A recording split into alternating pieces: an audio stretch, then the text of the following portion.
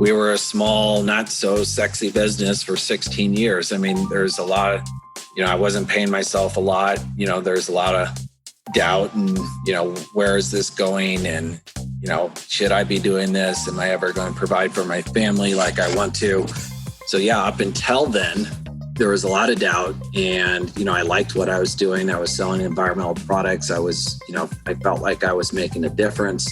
But from a personal and financial perspective, there was doubt. But I would have to say once that window opened and we jumped through, it was crazy how that took off.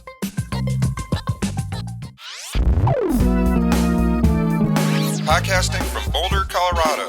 This is the Baby Got Backstory podcast, where we dive into the story behind the story of today's most inspiring storytellers, creators, and entrepreneurs. I like big backstories, and I cannot lie. I am your host, Mark Gutman. I'm Mark Gutman on today's episode of Baby Got Backstory, how a kid from Chicago moved to Boulder, Colorado, and built an eco-empire built on the backbone of compostable, disposable cups. All right. Now, if you like and enjoy the show, please take a minute or two to rate and review us over at iTunes. iTunes uses these as part of the algorithm that determines ratings on the Apple charts, and ratings help us to build an audience, which then helps us continue to produce this show. On today's episode, we are talking to Steve Savage. Cool name, right? Well, Steve is the president and CEO of 1908 Brands. And Steve is best known for his previous company, Eco Products, which seized the window of opportunity when they saw that compostable cups made of corn resin, yeah, you heard that right, corn resin, were going to be a thing. Odds are if you travel or buy just about anything in a plastic cup, cold coffee, smoothies, draft beer, soda, your lips have touched Steve's cups. Well, that wasn't supposed to sound as weird as it just did, but you get what I mean. Today, Steve Savage is the founder and CEO of 1908 Brands, a family of brands that develops natural and trusted products for a healthier home and planet. 1908 Brands currently consists of 6 brands: Boulder Clean, Schultz's, Thrive Tribe, Three Bears, Pasta J's, and Bundle Organics. I'm sure you've seen some of these on your local store shelves nationwide. Steve is a committed conservationist and entrepreneur who is continually searching for new ways to offer effective, innovative, and affordable green products. And in just a bit, we'll hear his pivotal story about how he came to devote his life to building businesses based on preserving the environment. So enough of me, let's get to it. This is his story.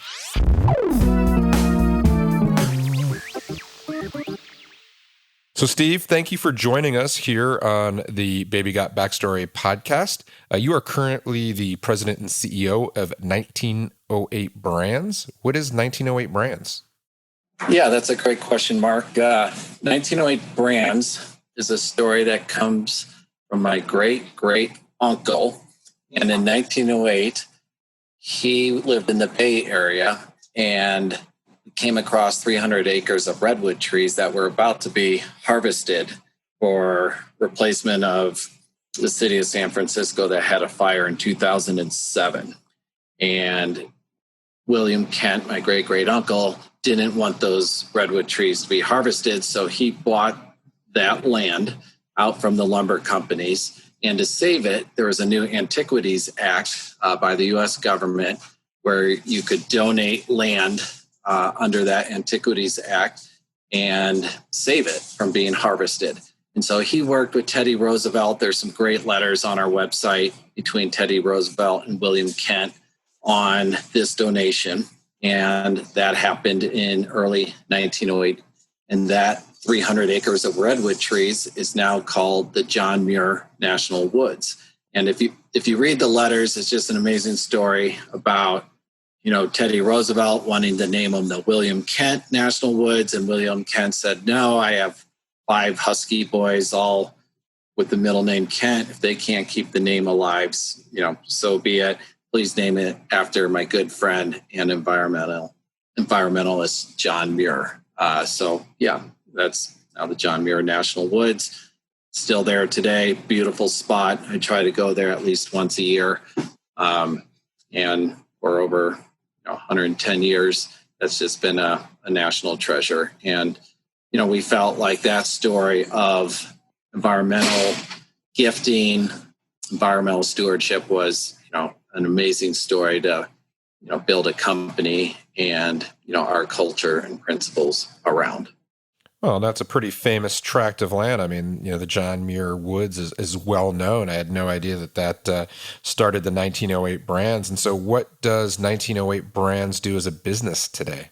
So 1908 Brands is the parent company to what is going to be eventually, a dozen, maybe 24 brands. And we really want to change the products that are in people's homes. It can be, 1908 Brands started with Boulder Clean, which is a line of plant-based cleaners and detergents. We also created a product called the Compo Keeper, which is a fancy trash can for food storage that eliminates odor and fruit flies. That brand has sold to a company called Revishelf. Then we have also gotten into food brands. So we have 5 food brands right now, and they're all in the natural food space. And we leverage our resources and our relationships to try to make these particular brands successful. So right now we have 6 brands, and they're everything from non-food to food brands. Well, and you say you want to change the products in people's homes. What's wrong with the products in people's homes? Why do they need changing? Well, in the U.S. homes, I like to compare it to Europe. I mean, in Europe, the products in the homes are just healthier. They're more environmental, sustainable. They've been built with sustainability in mind. You can reuse the containers. You can reuse the packaging.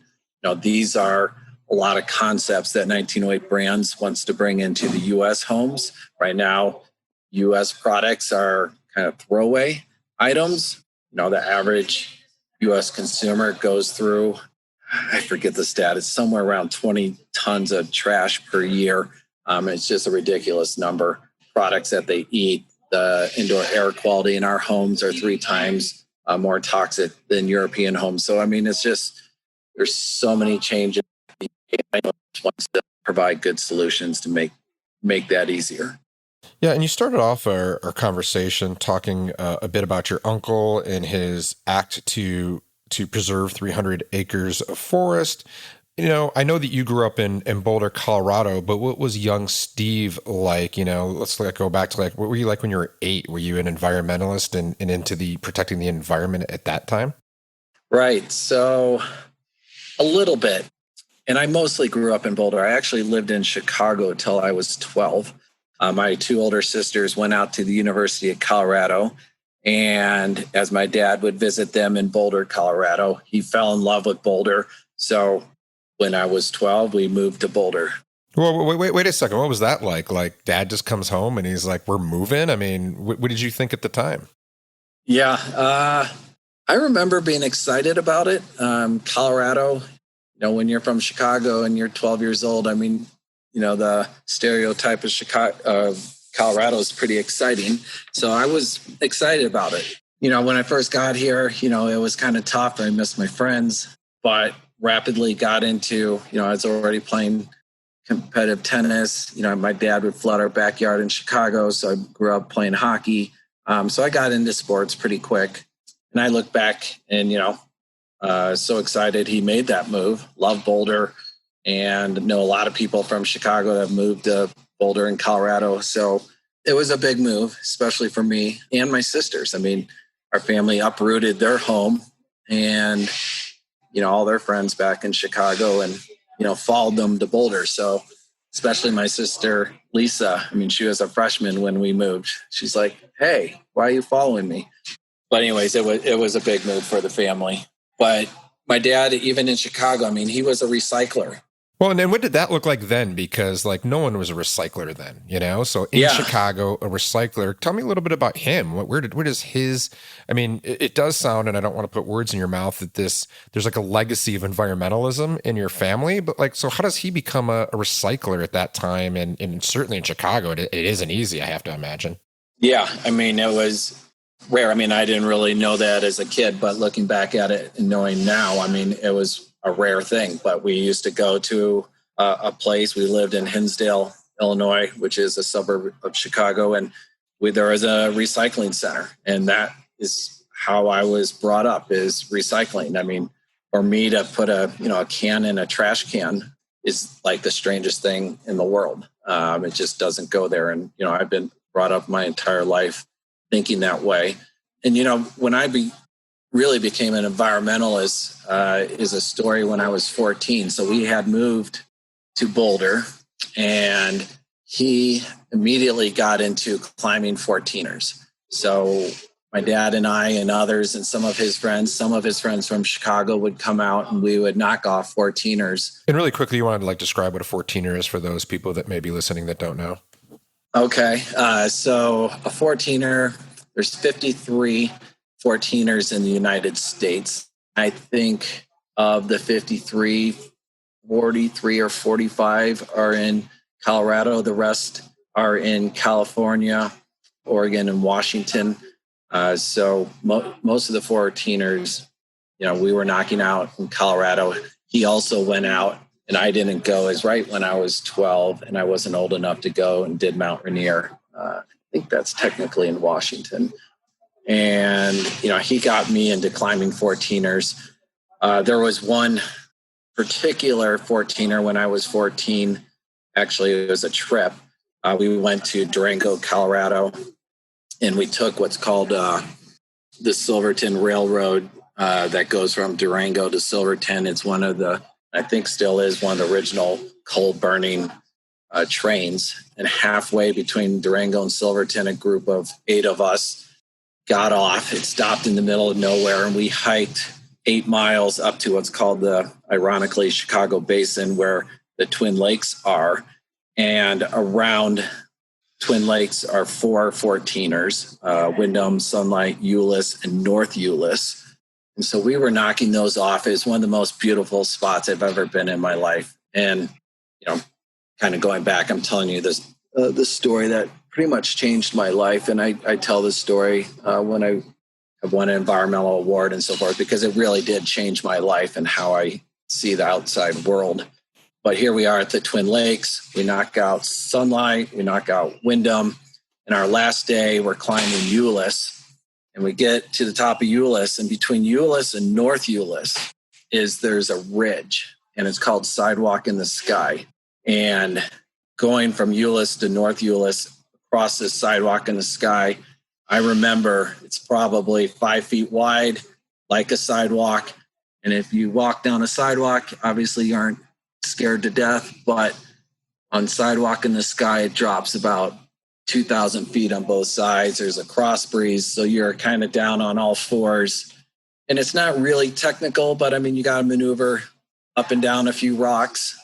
And really the power of that situation is really what kind of changed my life. And ever since then, I mean, I've been an environmentalist.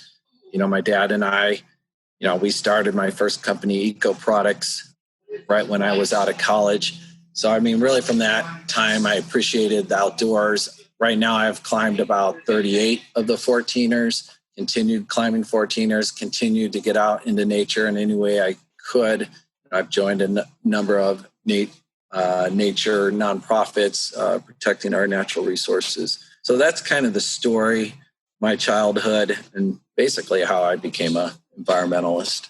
Yeah, and let's go back to that trip. I mean, it's such an epic trip. I've known people to do it and ride the railroad, and you hop off, and it's just one of these quintessential adventures that really is. There's not a lot of those left, and it's a really amazing trip. But what was it about that? So you say you're at the sidewalk of the sky, you're looking down, you're on all fours scurrying, but what about that made you say hey, because a lot of us go out in the environment, myself included, and we enjoy it, but we don't all come back saying, you know what, we're going to devote our life to protecting the environment. We're going to devote our life to sustainability. We're going to devote, put our money where our mouth is and feed our family based on these principles, which is about the biggest commitment you can make.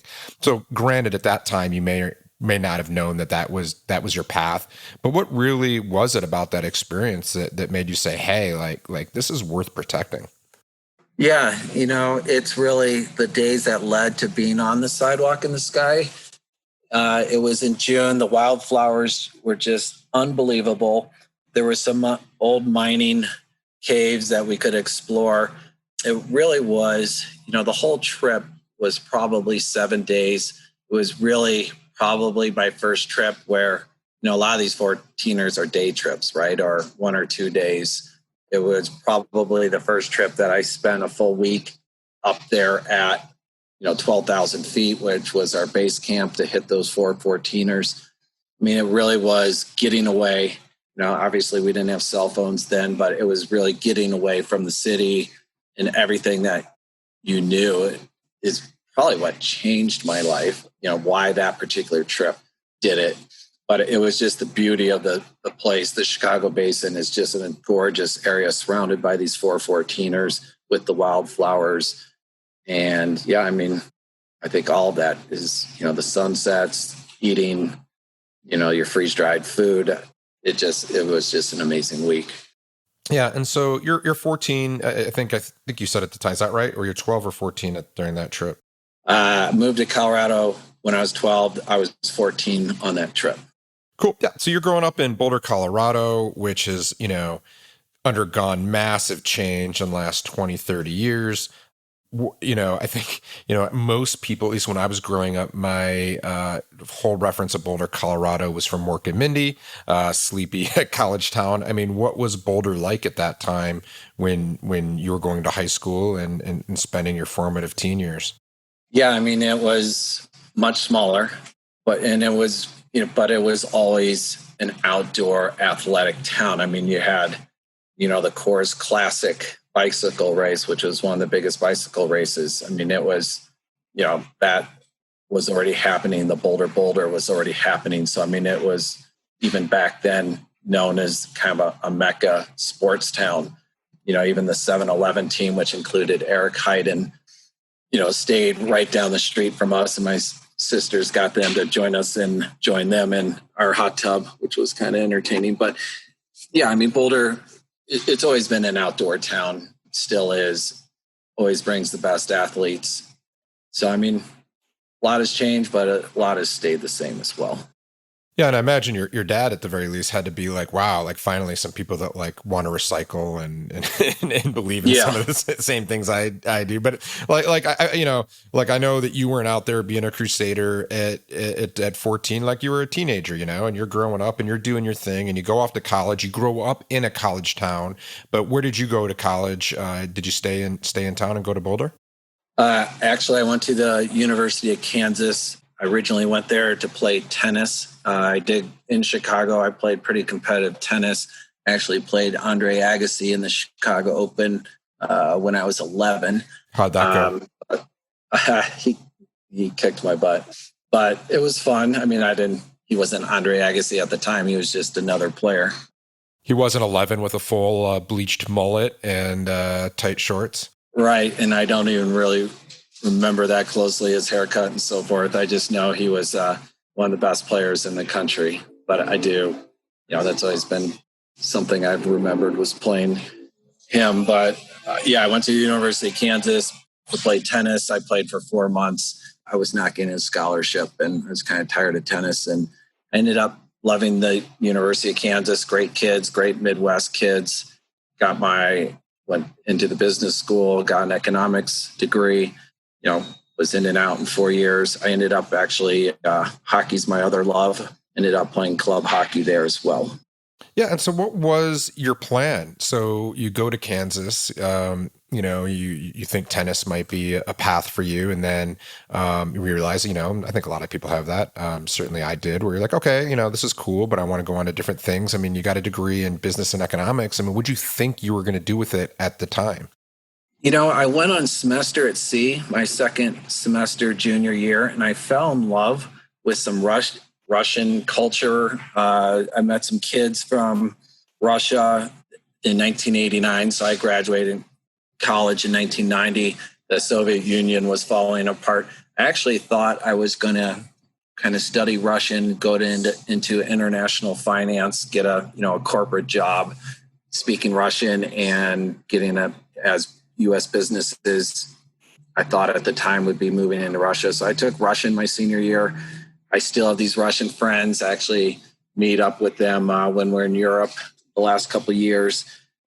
But yeah, that's kind of what, coming out of college, I thought I was going to do.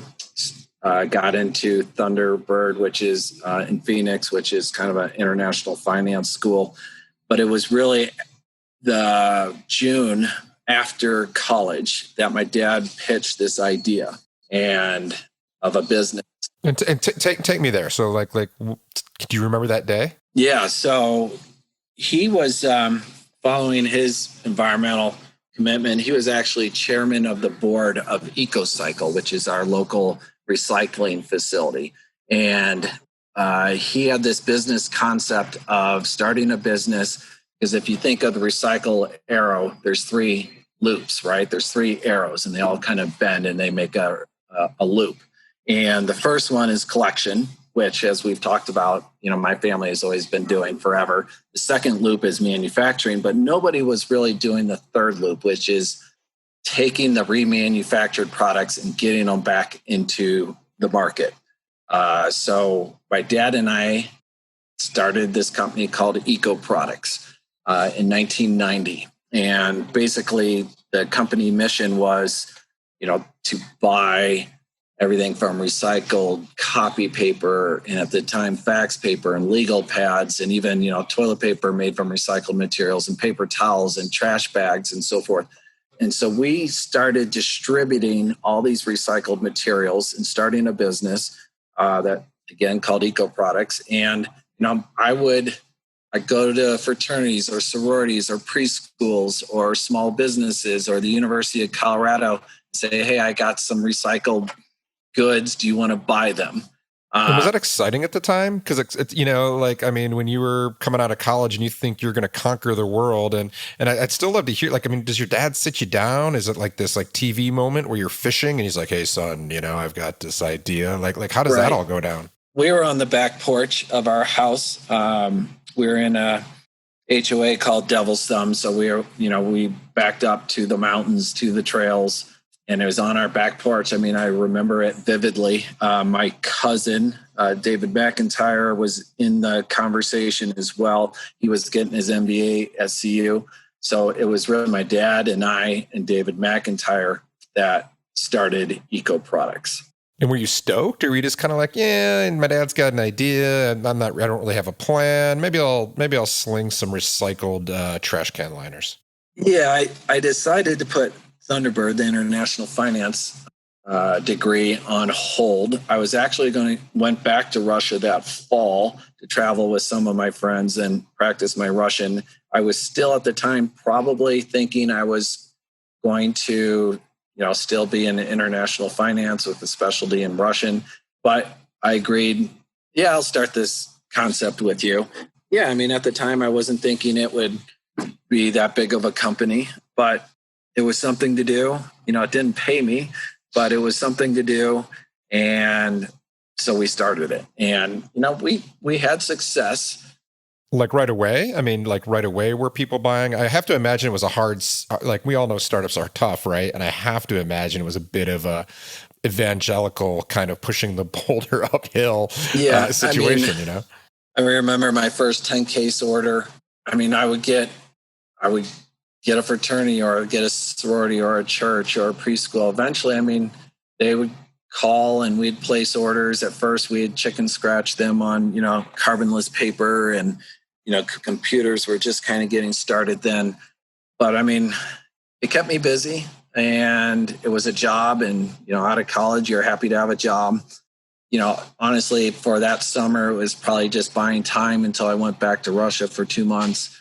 And then I was going to get my international finance, but it grew and it kept us busy. I did go to Russia, but I came back and decided I would stay with Eco Products and continue to grow it. We went from a couple $100,000 in revenue the first year, then 400,000 in revenue, then 600,000 in revenue. It always grew I felt good about the products I was selling, the environmental characteristics of them.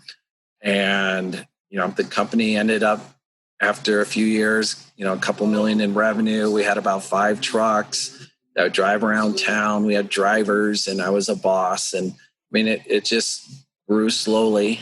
And, in about 2006, when we were about a $5 million company.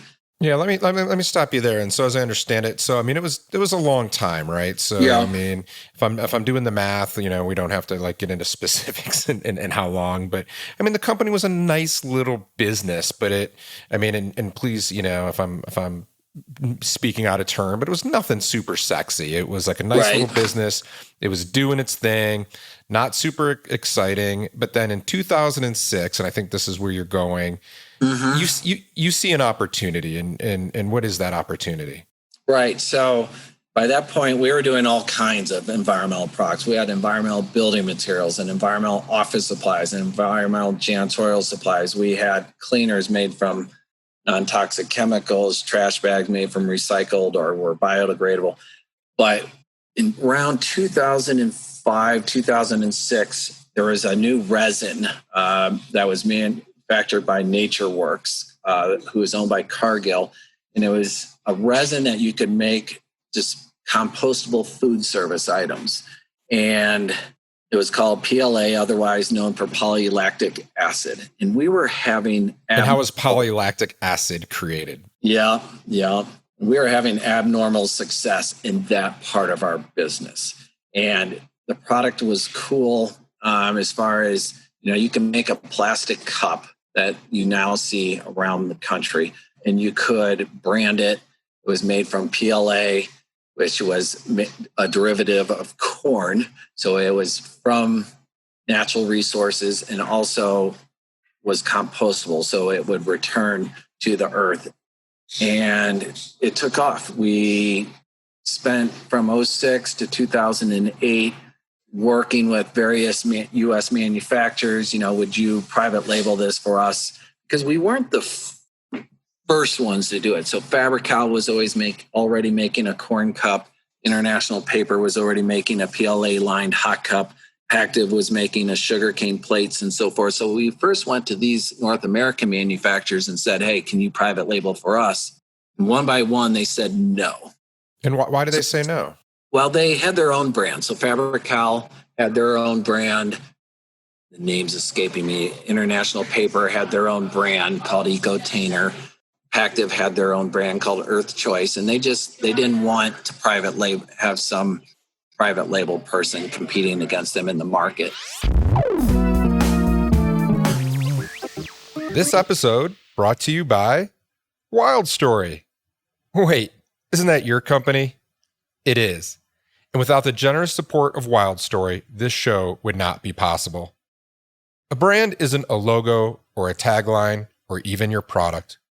A brand is a person's gut feeling about a product, service, or company. It's what people say about you when you're not in the room. Wild Story helps progressive founders and savvy marketers build purpose-driven brands that connect their business goals with the customers they want to serve so that both the business and the customer needs are met.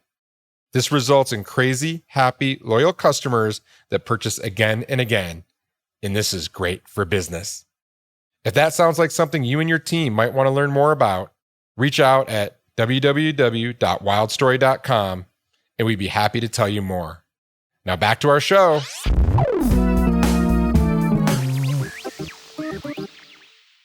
And let's take a step back real quickly, though. So, but you have other products, and there's this kind of new crazy thing, this corn cup, and if I remember the early versions of it, it wasn't perfect. That there were some downsides, right? Like if you left it in your car, it might melt. The resin itself was often created by an actual insect, if I remember, which would mutate and do weird things. So it wasn't like this like slam dunk or layup in terms of business opportunity. How did you make that decision to see the market and say, you know what, I really think there's something here? Right. Well, I was at Hilton Resorts and they said it's the same price I can brand it environmental, and the quality is the same. I mean, where can I start? So, I mean, really customer by customer, university by university, distributor by distributor. I mean, they all sort of wanted it. And so, we fixed those bugs by actually going to Asia and having them made in Asia. And having them made in Asia, we improved the heat tolerance of it. So they were actually much better at converting this PLA resin to be more heat resistant. So the heat tolerance went from about 105 degrees to about 135 degrees. So we now could private label. Our quality was better, and we could put everything under one brand. So Hilton Resorts could buy their forks. They could buy their souffle container. They could buy their to-go container. They could buy their straws. They could buy their corn cup, their hot cup from one manufacturer, as opposed to piecemealing it to a bunch of manufacturers like we had done previously. They could buy it from one. Plus, our quality was better. And our pricing on average went down 25% from Asia. So now the price was better. And around 2008, if you remember, the price of oil went up to about $155 a barrel. So our resin was actually now cheaper. And so that was our big year when the economy was falling apart in 2008. Eco products went from about 5 to 45 million in revenue. And, that was great. That was a crazy year.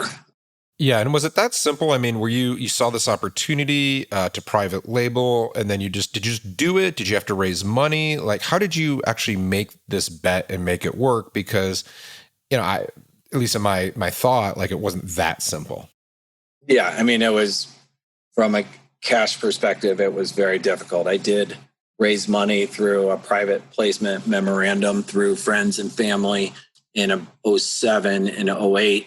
In 2008, we actually took our first private equity investment from Greenmont Capital of $2 million. So that definitely helped, but still going from 5 to 45 million is tough. Plus the cash flow model is terrible because you got to wire money to Asia, and it's a very slow boat coming over.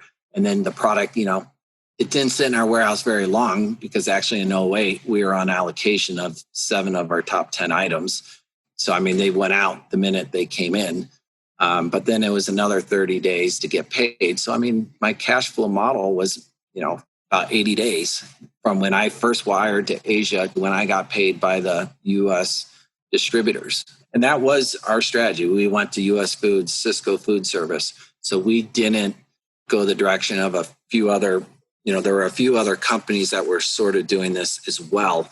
But we were the first one to go into distributors, and that pretty much made us successful because that's how we got into tens of thousands of coffee shops and restaurants and hospitals and universities and stadiums, was through the U.S. Foods and Cisco Food Service. Yeah, and to your point, I mean, you and I know each other well, and during those kind of, I don't know if they're the early years or sort of the mid years, my wife and I, we would travel. We'd be in Hawaii, we'd see your cups. We'd be at the ski resort, and we'd see your cups. We'd be traveling, and as you mentioned, at Hilton hotels, and we'd take a picture and send it to you, and that was like such an exciting time. But was there a moment ever when you thought like this might not work, or was it always a rocket ship? It was always a rocket ship. I mean, yes, before we identified that opportunity and that window opened, there was a lot of times where I was like, and as you touched on, I mean, we were a small, not so sexy business for 16 years. I mean, there's a lot of, I wasn't paying myself a lot. There's a lot of doubt and, where is this going? And, should I be doing this? Am I ever going to provide for my family like I want to? So yeah, up until then, there was a lot of doubt, and, I liked what I was doing. I was selling environmental products. I felt like I was making a difference, but from a personal and financial perspective, there was doubt. But I would have to say once that window opened and we jumped through, I mean, it was crazy how that took off. Well, that's super, yeah, and super awesome. But like, how did you have the confidence and convince, especially in that friends and family round? I think the private equity, they saw the success, and you're like, well, if private equity believes in me, no big deal. But going to that friends and family round and saying, trust me, and they're looking at your existing business and being like, well, it's okay, but Yeah. like how did you kind of go in there and have the confidence and as well as just the self-belief that you were going to do right by what I have to believe are the people that you cared about the most? Certainly you cared about your private equity investors. I don't want to say that not to be the case, but when you go friends and family, that's like your kind of your name, right? Your family name, your word. That's like the biggest thing you can risk sometimes. Yeah, I mean, the good thing about those 16 years, though, is we were always growing and we were always profitable. So we were building a good business. I mean, we weren't super profitable. I mean, it's not like I was making it anywhere close to six digits and so forth. But I mean, it was enough to pay my mortgage, and I mean, it was a decent business. So I raised money knowing that I could always pay it back because we weren't losing money. So that's kind of what gave me the confidence. Was I knew I could always return the money, because at the end of the day, it was environmental products, but it was still products, right? It was still a commodity item. It was either paper towels or copy paper or fax paper at the time. If any of you remember what fax paper or fax machines were. But I mean, it was always a solid business. We always had a good balance sheet. So I wasn't that concerned when I had my palm out and, people were writing checks. And I'll tell you, those early investors, I mean, they made out like bandits too. I mean, $40,000 investors made 1.6 million. I mean, it ended up paying off. Yeah, I mean, you certainly did right by all of them, but like at the time, like to say, hey, if you give me 40, I'm going to give you 1.6. I don't think you would have seen that coming. No, I didn't see that coming. No. Yeah, no, and it's such a great success story and really, really incredible. But I think sometimes we forget that on the backside, when everyone's happy, just how hard it is to get there. And so you're building this business. You go from 5 to 45 million. You're like, what's going on with you, just as a leader with your company? Like, what's happening at that time? So, yeah, I mean, we had to grow. Fortunately, my wife is a human resource specialist, and she was huge as far as helping me develop the team, the processes from a human resource perspective, as far as benefits and so forth. So she was a huge help. Also hired and I think most of it was luck, but we had an amazing team. Luke Vernon was our COO. Super fortunate to have him on board at the time. As some of the Boulderites know, he runs Luke's Circle. He's now with a private equity group. I mean, super smart guy. I mean, really, Luke and I, and then another Boulder kind of legend, Jim Lamacusa, who now owns Cusa Tea. He was my VP of sales and marketing. So it was really Luke, Jim, and I. So we had a great team. We had great chemistry. Jim spearheaded our sales. Luke spearheaded our operations and a lot of this manufacturing in Asia. And I just also, I kind of ran the show inside the walls as far as building the infrastructure. And the good news is the infrastructure was sort of there when that window opened. I mean, we were a $5 million company. We had 12 employees. Like I said, we were profitable.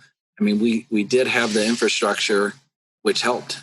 It's not like we were two people when this opportunity happened. I mean, we had an ERP system. We had a lot of our invoicing and accounting processes in place. Yeah, it was like almost like you were preparing for that moment and just waiting and getting things ready and making sure that you were prepared as soon as you saw your window. And so grew the company. And again, I think like people just forget that there's this moment where like the idea of a compostable cup and then silverware was kind of like, it's kind of silly, like, like it was like early adopter kind of stuff. It didn't always work. You were like, what's going on here? Is this even like people were just really like, not everyone was super bullish on it, but then both the window of the product and just the trends of where people's heads were in terms of environmentalism, wanting things that were compostable, reducing your carbon and environmental impact, like all these things were coming to the forefront. And so you're having incredible success and you grow the company and you get an offer to sell the company. Tell me about that. Yeah. So, another kind of big thing in, the next year, I mentioned Pactiv, we were distributing their sugarcane plates and bowls and clamshells. In 2009, they came in in a big way. They knocked us off on our hot cups really by design. Each one was a different color. I mean, they were very, is vicious the right word? They started writing huge checks to U.S. Foods and Cisco Food Service to bring in their line called Earth Choice. So they're an $8 billion company. So our big competitor went after us in a big way in 2009. Were you scared? A little bit, because they were writing, $300,000 checks to kick us out. So we really had to fight. Where 2008, our fight was to make enough product and get it from Asia fast enough. But in 2009, Pactiv, $8 billion company, writing big checks to kick us out of the distributors, knocking us off. It was, we had a number of board meetings. Should we sue them? Because, it was so obvious they knocked us off, but you can't trademark colors and you can't trademark the Earth's map, which was on our hot cups. So we couldn't sue them. But anyways, we were scared in 2009. We still grew from 45 to 65, but we were forecasting about 85 or 90 million that year. So it came in a little sooner and a lot more vicious than we anticipated. But to answer your question, it was a fight against Pactiv for a number of years. We did get an offer in 2012 for the business. We were about 85 million in revenue. It kind of became obvious to me that, could we take this as far as we could? Because we didn't own any equipment. We couldn't get that last 15, 20% cost of goods savings to really compete against those North American manufacturers that actually did have the equipment. So did we take this as far as we could? And, when someone offers you a big check and you have to remember, at this point, this is 2012. I've been doing this for 22 years. And so we decided maybe we've taken this as far as we can. We need to be purchased by a strategic that has equipment, that has machinery, that can get us that last 15, 20%, that has the same environmental culture and mission that we do. So, we ran a small process, but we ended up selling to Waddington North America, otherwise known as WNA, in 2012. And was that hard? I have to imagine that and we see this all the time. I've built businesses. I've talked to a lot of people that have built businesses. It's a little bit like your child. It's a baby. Maybe even, it's like something you built from nothing into something. Was it hard to sell? Yeah. It was hard. It's everything I ever knew for 22 years. So yeah, it was tough. But, by then, 1908 Brands had already started. So when eco products started getting rid of a lot of the stuff, like the environmental building materials, the non-toxic cleaners and so forth, I didn't want Boulder Clean, which was the non-toxic cleaners and detergents, to die. So I had actually started 1908 Brands in 2010, and it absorbed the cleaners. So I already kind of had my hands in another cookie jar when eco products sold. So unfortunately, I didn't get much of a break. I just went from, one business to the other, but I was sort of, still in the game doing what eco products used to do. So part of the business, but still had another business. And that's, what I'm doing today.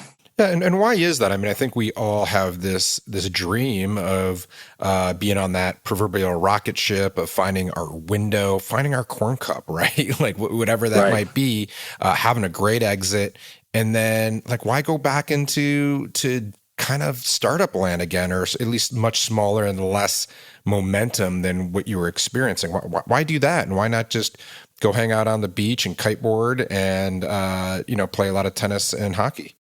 Yeah, I still ask myself that question. I was still young. I was 42 at the time. I wasn't ready to retire. I thought Boulder Clean still had a great opportunity. It was, only 1 or 2 million at the time, but my kids were in grade school or probably junior high, maybe grade school at the time. So it's not like I could retire and kiteboard forever and play hockey and so forth. I had my parent responsibilities. So yeah, I mean, I just went from one company to another. I have a lot of energy and passion and felt like I had one more, business to grow. Yeah, and speaking of that energy and passion, I mean, what are you most excited about right now as it relates to 1908 Brands and where you're taking the company? Yeah, what's the craziest thing is this year, as kind of like eco products, I said in '08 when the economy was falling apart, that was our big year.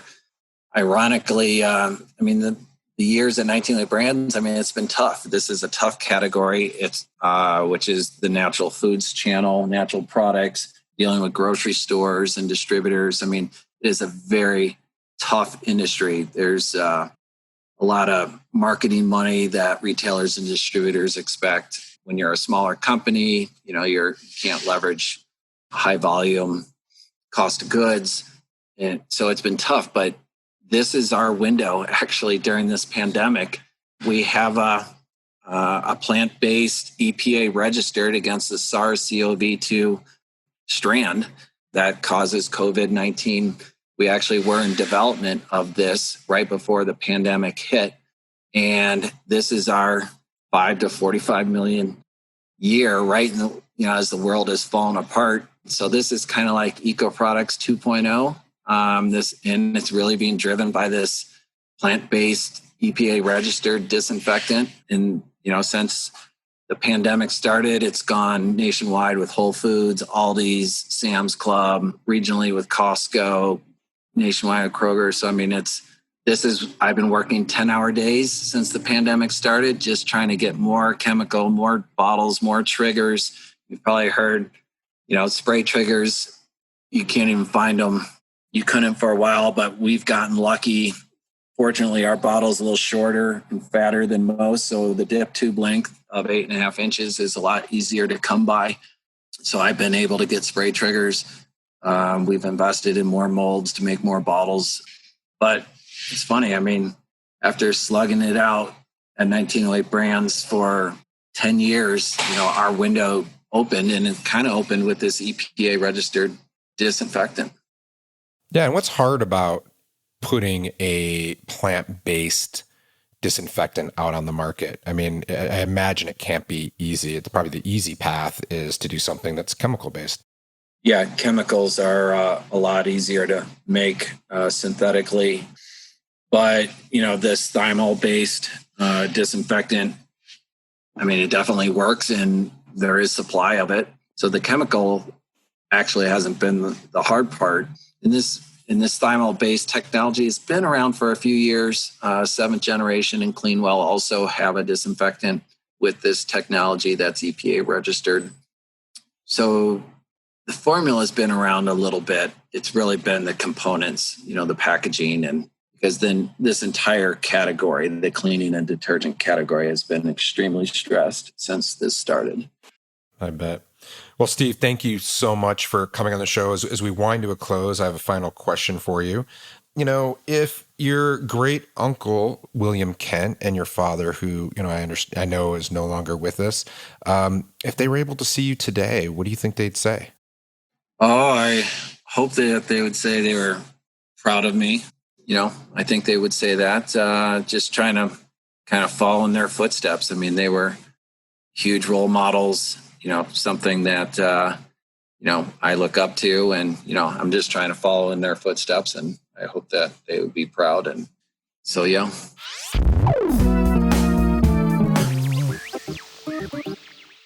And that is Steve Savage from Eco Products and 1908 Brands. What does your window look like? Would you even know it if it opened up right in front of you? Steve certainly does. He saw the window once with corn cups, and it sounds like he's seeing it again with plant-based cleaners. Right on, Steve. Thank you again to Steve and the team at 1908 Brands.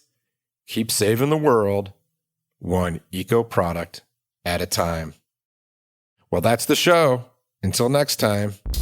Make sure to visit our website, www.wildstory.com, where you can subscribe to the show in iTunes, Stitcher, or via RSS, so you'll never miss an episode. I like big stories and I cannot lie. You other storytellers can't deny.